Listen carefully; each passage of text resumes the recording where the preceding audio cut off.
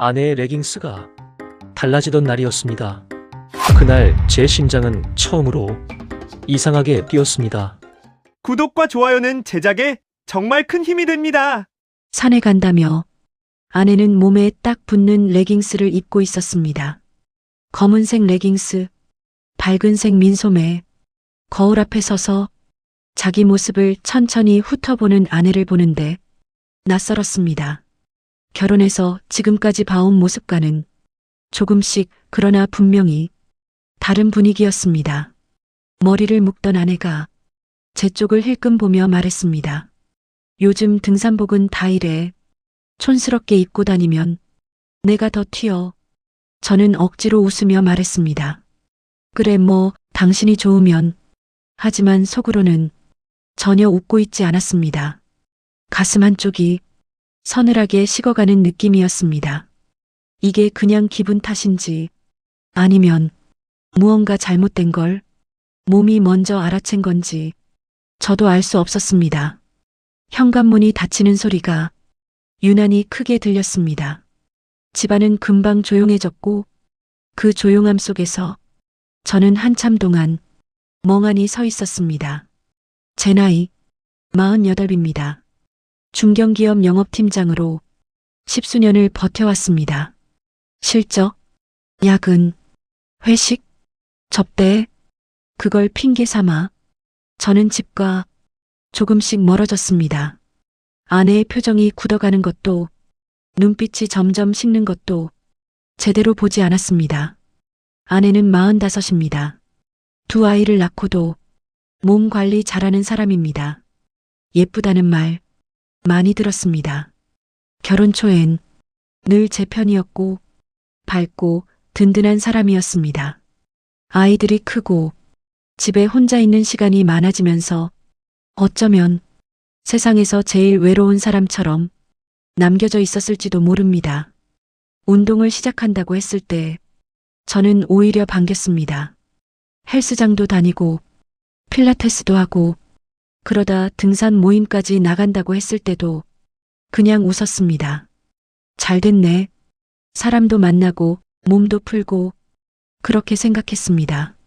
하지만 어느 순간부터 귀가 시간이 달라졌습니다.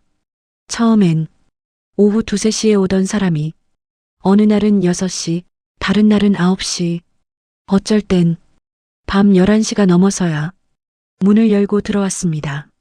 제가 물으면 아내는 늘 비슷한 말을 했습니다. 산이 생각보다 멀어. 끝나면 밥도 먹고 커피도 마시니까 금방 늦어. 중간에 전화 잘 안 터지는 데도 있어. 입으로는 그렇구나 하고 말했지만 속에서는 알 수 없는 찝찝함이 조금씩 쌓여갔습니다. 어느 날이었습니다.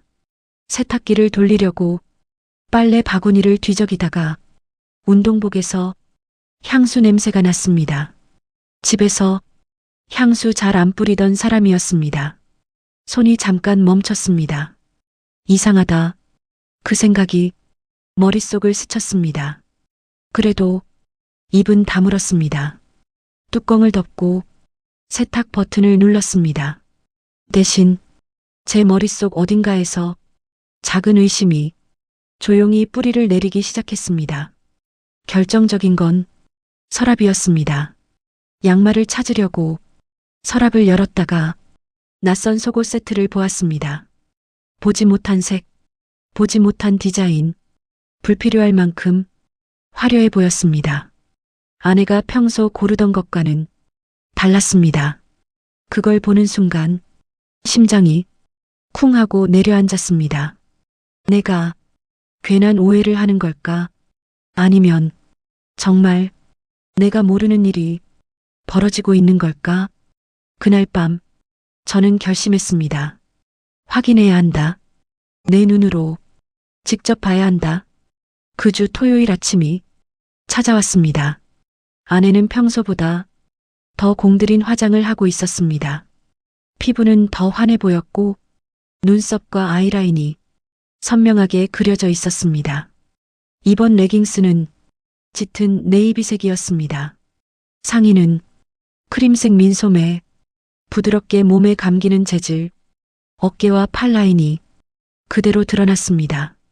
향수를 한 번, 그리고 한 번 더 뿌렸습니다. 방 안에 향이 퍼졌습니다. 제가 물었습니다. 오늘은 좀 멀리 가? 아내가 대답했습니다. 산이 좀 높아. 내려오는 길도 길고 전파도 잘 안 터져. 연락 안 된다고. 너무 걱정은 하지 마. 저는 짧게 말했습니다. 그래. 조심해서 다녀와. 현관문이 닫히고 발소리가 멀어져 갔습니다. 저는 한참을 소파에 앉아 있었습니다. 결국 자리에서 일어났습니다. 신발을 신고 계단을 내려갔습니다. 심장이 괜히 빨리 뛰었습니다. 범죄라도 저지르는 사람처럼 괜히 주위를 둘러보게 됐습니다. 단지 입구 쪽 주차장에 제 차가 서 있었습니다. 아내가 운전석에 앉아 있었습니다. 흔들리는 어깨, 핸들을 잡은 손. 그때 골목 모퉁이에서 한 남자가 걸어 나왔습니다. 모자를 눌러 쓴 등산복 차림. 아주 자연스럽게 조수석 문을 열고 탔습니다. 두 사람의 표정은 멀리서 잘 보이지 않았습니다. 하지만 분위기만으로도 알 수 있었습니다. 오늘 처음 만난 사람들이 아니라는 걸. 이미 여러 번 함께 움직여 본 사람들 사이에 익숙한 거리였습니다. 그날 저는 그 차를 따라갔습니다. 너무 가깝지 않게, 너무 멀어지지도 않게. 만약 내가 오해하고 있는 거라면 오늘 이 행동을 평생 창피해하며 살아야겠지. 하지만 그게 아니라면 차는 도시를 벗어나기 시작했습니다. 산 쪽으로 갈 줄 알았습니다. 하지만 길은 반대였습니다. 구불구불한 도로를 타고 도심 외곽 쪽으로 향했습니다. 그리고 커다란 간판이 달린 모텔 앞에 멈춰 섰습니다. 저는 조금 떨어진 곳에 차를 댔습니다. 손에서 땀이 줄줄 났습니다.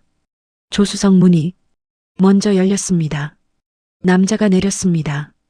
그 다음 운전석에서 아내가 내렸습니다. 두 사람은 주위를 한번 둘러보더니 나란히 서서 모텔 입구를 향해 걸었습니다. 출입문이 열리고 둘의 뒷모습이 안쪽으로 사라졌습니다. 그 장면을 보면서도 몸이 움직이지 않았습니다. 핸들을 쥔 손에 힘만 더 들어갔습니다. 머릿속이 하얗게 비워졌습니다. 이게 현실이라는 걸 인정하고 싶지 않았습니다. 그날 저는 그 자리로 뛰어들지 않았습니다. 차 문도 열지 않았습니다. 대신 아주 오랫동안 그 자리에 앉아 있었습니다. 하늘이 어둑해졌다가 완전히 밤이 되었습니다.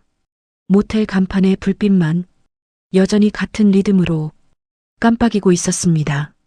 집으로 돌아왔을 때 거실 불만 켜졌습니다. 그 집이 갑자기 낯설었습니다.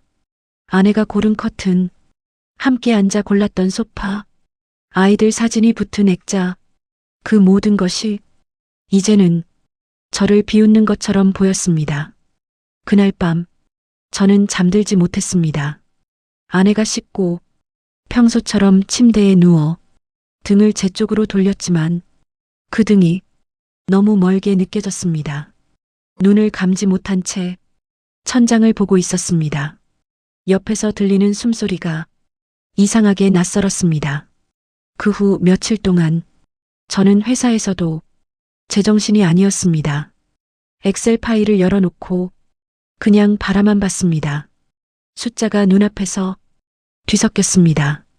동료들의 대화는 소음처럼 들렸습니다.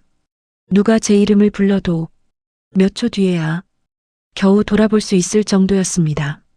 그렇게 흐릿한 일주일을 버티던 어느 날 여동생 지은에게서 전화가 걸려왔습니다. 형, 지금 전화 받는 거 맞지? 목소리는 이미 울음을 꾹 참고 있는 소리였습니다. 형 이제 그 둘하고 엮여 살지 마. 지은은 잠시 말을 멈추고 숨을 고르더니 다시 말했습니다. 형은 평생 아버지 눈치 보며 살았잖아. 어릴 때부터 형이 다 맞고 다 끌어안고 살았잖아. 이제 그만 끊어. 제발. 그 말이 가슴을 깊게 찔렀습니다. 형 잘못 아니야. 잘못한 사람들은 따로 있는데 왜 형이 무너져야 돼?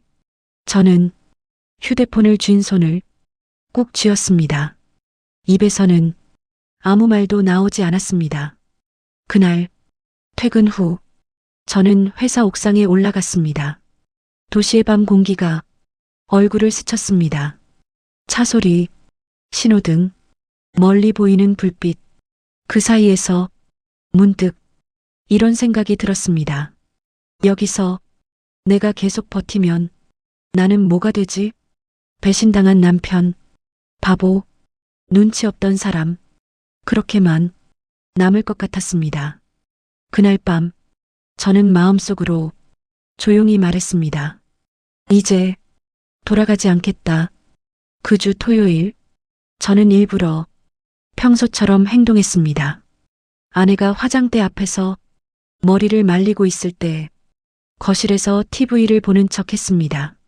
잠시 후 아내가 말했습니다. 오늘 늦을 것 같아. 산도 좀 멀고 끝나면 사람들하고 밥 먹고 올 수도 있어. 저는 화면에서 눈을 떼지 않은 채 말했습니다. 그래. 몸 조심해. 아내가 현관문을 닫고 나갔습니다. 그 소리가 이제는 끝을 알리는 신호처럼 들렸습니다. 조금 있다가 저도 집을 나섰습니다. 엘리베이터 대신 계단을 탔습니다. 지하 주차장으로 내려가 기둥 뒤 어둠 속에 차를 세웠습니다. 그날은 따라가는 게 아니라 기다릴 생각이었습니다. 증거는 이미 충분했습니다. 이제는 끝을 내야 했습니다. 밤 10시가 조금 넘었을 때였습니다. 멀리서 아내의 차가 주차장으로 들어오는 게 보였습니다. 엔진 소리가 천장에 울렸습니다. 조수석 문이 먼저 열렸습니다. 그 남자가 내렸습니다. 잠깐 주위를 둘러보더니 창문 쪽으로 몸을 숙여 아내와 한마디 더 나누는 듯 했습니다. 아내는 미소를 띤 얼굴로 그를 바라보고 있었습니다. 그 모습이 블랙박스에도 그대로 담겨 있겠지요. 그 순간 저는 기둥 뒤에서 걸어 나갔습니다. 지연아, 제 목소리가 주차장에 울렸습니다. 아내는 그 자리에서 굳어섰습니다. 손에서 가방이 바닥으로 떨어졌습니다. 천천히 고개를 돌렸습니다. 얼굴이 하얗게 질려 있었습니다. 여기서 뭐해? 목소리가 부서지는 듯 했습니다. 저는 한 걸음씩 다가갔습니다. 오늘만 본 줄 알아? 아내의 눈이 동그랗게 커졌습니다. 입술이 파르르 떨렸습니다. 오해야. 정말 오해야. 나는 그냥 말이 끝까지 이어지지 못했습니다. 저는 차 문을 열고 말했습니다. 타. 아내는 덜덜 떨리는 다리로 조수석에 탔습니다. 시동을 켜고 블랙박스 화면을 눌렀습니다. 조금 전 장면이 그대로 재생되었습니다. 조수석에서 내리는 남자, 아내의 표정, 둘 사이의 거리, 시간을 조금 더 되돌렸습니다. 낯선 모텔 간판, 차에서 내리는 두 사람, 함께 들어가는 뒷모습. 아내는 화면을 보자마자 손으로 얼굴을 가렸습니다. 그만 틀어. 울먹이는 소리가 차 안에 퍼졌습니다. 저는 화면을 껐습니다. 그리고 조용히 물었습니다. 이게 한 번이냐? 아내의 어깨가 크게 흔들렸습니다.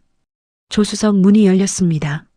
아내는 차에서 내려 바닥에 무릎을 꿇었습니다. 차가 세워진 주차장 바닥은 차갑고 거칠었습니다. 레깅스 무릎 부분이 바닥에 쓸렸습니다. 아내는 고개를 숙이고 울었습니다. 잘못했어. 진짜 잘못했어. 한 번만 용서해줘. 잠깐 미쳤었어. 그 모습은 분명 비참했습니다. 하지만 제 안에서는 아무 감정도 일어나지 않았습니다. 슬픔도, 분노도, 연민도 이미 모두 한 번씩 타고 지나간 뒤였습니다. 남은 것은 한 가지였습니다. 결심. 그날 이후 저는 변호사를 만났습니다. 블랙박스 영상, 문자 기록, 변명 대신 돌아온 침묵들 하나씩 들고 가 상담을 받았습니다. 며칠 뒤 어머니에게서 전화가 왔습니다. 그래도 애 엄만데 한 번 더 생각해보면 안 되겠냐? 저는 길게 숨을 내쉰 뒤 말했습니다. 엄마, 이번에는 안 돼요. 이번만큼은 제가 저를 먼저 지켜야 할 것 같아요. 아내의 등산복이 조금씩 달라지던 그날부터 제 안에서는 이미 무언가가 끝나고 있었습니다. 주차장에서 무릎 꿇은 그 장면은 그저 마지막 확인일 뿐이었습니다. 저는 이제 남편이 아니라 제 인생의 주인으로 남기로 했습니다. 다시 상처받지 않기 위해서가 아니라 적어도 내가 나를 버리지 않기 위해. 그리고 조용히 다짐했습니다. 다시는 눈 감고 살지 않겠다고. 아무 일 없는 척 웃으면서 스스로를 속이지 않겠다고. 그렇게 제 결혼은 끝났고 제 인생은 다시 새로운 시작으로 처음부터 쓰여지기 시작했습니다.